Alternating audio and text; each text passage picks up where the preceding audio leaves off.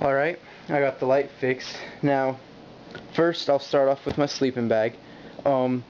It's not going to be very cold out there. It's going to be about 70, 75 in the day, but it will get down pretty chilly at night. So I have this sleeping bag, and it is big. I could have gotten a smaller one, a lighter one, but that one would have cost me about $130, and this was about $50 less, so I just decided to go with a little bit more bulky and save some money.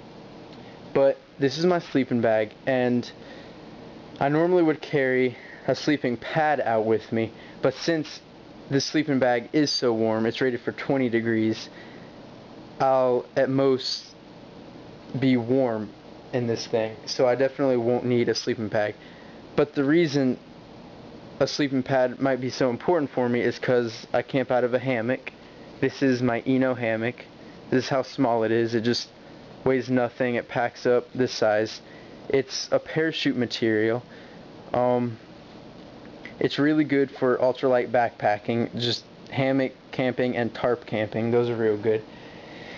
And all I have to hang these up are two ratchet strap cords. I don't even use the actual ratchet themselves.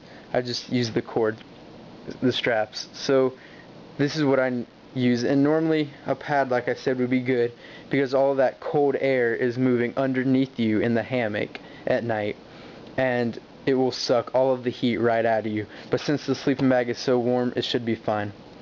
Then I always bring this, I guess it's just a fleece blanket. It's nothing fancy. It's just like 5'8" by 4 foot. It's just big enough to cover me up. I'll probably put that underneath my hammock, then put my sleeping bag on that. Then I have my Eno tarp. This is a 10 by 10 tarp. Packs up very small, lightweight, and that's what my stakes are for over there, like I showed you. Then I always carry this cushion. When you let all the air out, it squeezes very small. It's good around the camp to sit on a log. If the ground is wet, you can put this down and kneel on it, and it's a good pillow at night when you need one. And also, one thing I found is this right here. Now, I have no clue what it is. I just found it in my house. My mom is a nurse, so I'm guessing it's one of her things, but I asked her about it. She said she didn't know what it was. And all it is this big stretchy tube. And when I'll put my hammock through this, then roll it all the way up at the top of my hammock. Then when I get myself all situated in my hammock, I'll reach up and pull this and slip it right over me. And it pulls everything in nice and tight. It keeps that warmth in. You don't feel any wind. And it looks funny when you're sleeping because you're sleeping. It pulls in everything about as wide as you are. So it's pretty funny looking. But I like that. It's just an extra little thing to keep me warm. Now, for when I'm hiking, depending on the weather and temperature, I will take hiking boots always, because just for the heel support, and they're waterproof.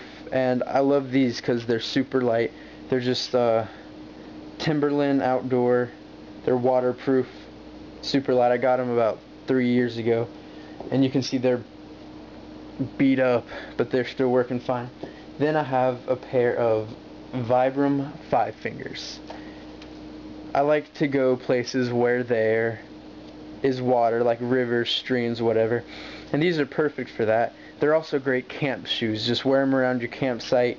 It's easier to get these on and off than boots on and off, and I like them because they grip to everything. So that's my camping shoe system. Now I have right here my little, I guess you call it a blade system. I always carry a saw out with me, a hatchet with me, but this is a tomahawk. I always carry a big knife, then a neck knife, and a pocket knife. Some people may say that's a little bit too much, but I think it's just right. Right here I have a 15-inch Sven saw. It's lightweight, weighs nothing. I'll unscrew it for you, show you, and it cuts through trees like they're not even there. I have a video up that I posted a while ago, and it shows me cutting through a pretty thick dead cedar tree, and that's not real hardwood by any means, but it's not anything like poplar. Okay, so just put this in there, and it's just looks like that. Easy to set up when you get used to it.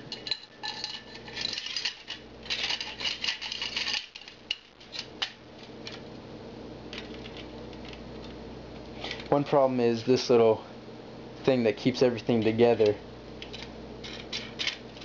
is not attached in any way. Now this, I like this a lot. It's my SOG Fusion Tomahawk. I got this at a Dixie Gun and Knife show. It's really nice, sleek, and I don't need to chop any wood with a hatchet because I have this. But this is like my protection out in the woods, and it's something to have fun with, like use this, throw it into trees, just something to mess around with when you're bored. And it also carves stick real nice. It's sharp enough to cut a piece of paper right down the middle. But I like the way it looks. It's not very heavy, and it's very durable. I've beaten this thing up a lot, and it's done me good so far. Now, for my big knife or survival knife, I have a Smith & Wesson, what is it?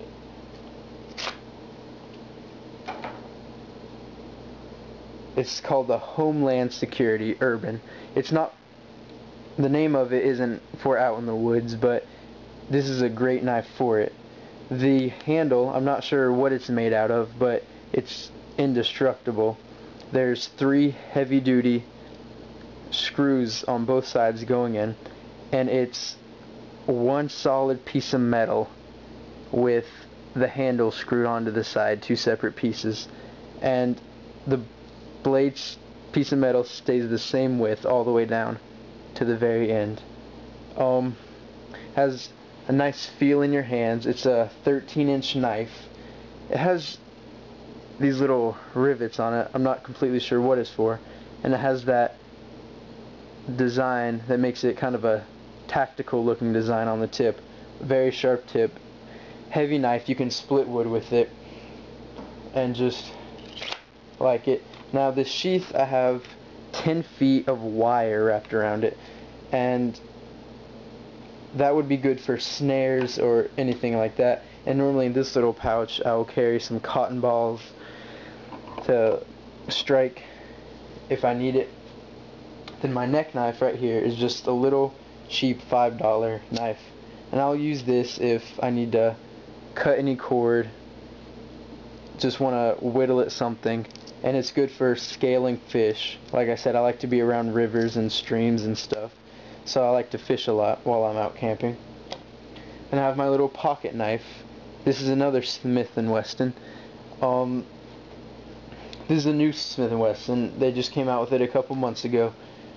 This is more meant for around the campfire. Just if you have to open up something to eat. Has an assisted open. Opens really fast. Razor sharp. I've cut myself twice on it pretty bad, so I like to have that system right there because I can really rely on it, and I know I'm going out there and it's safe. Now, right here, it's always important to have gloves. That's a given. If you're sawing, you don't want to slip and cut your finger. I messed my finger up pretty bad doing that a couple years back.